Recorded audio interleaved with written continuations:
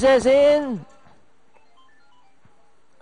Horses out, we have Tiger's Queen past the beginning on the outside, Doña Nenita, then followed by Katipunera and Tritanica.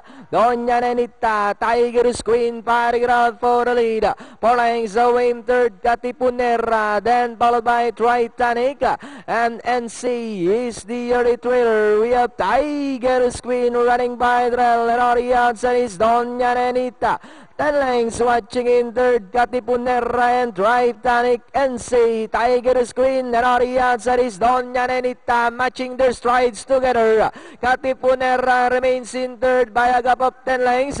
Titanic in fourth and NC. Tiger's Queen, Doña Nenita keep on fighting it out for the lead. Katipunera remains in third, Titanic in fourth and NC. Tiger's Queen once again by Olanek and on the outside is Doña Nenita. Katipunera in third and Titanic. But it's still Tiger's Queen and on the outside is Doña Nenita.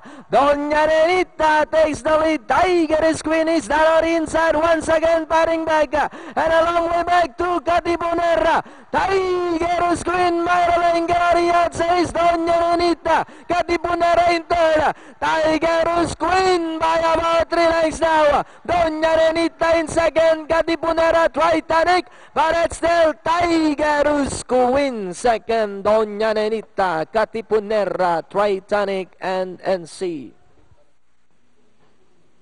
2-3-4-1, unofficial. Right. Tiger's Queen ang ating unofficial winner with Deo Fernandez. Forecast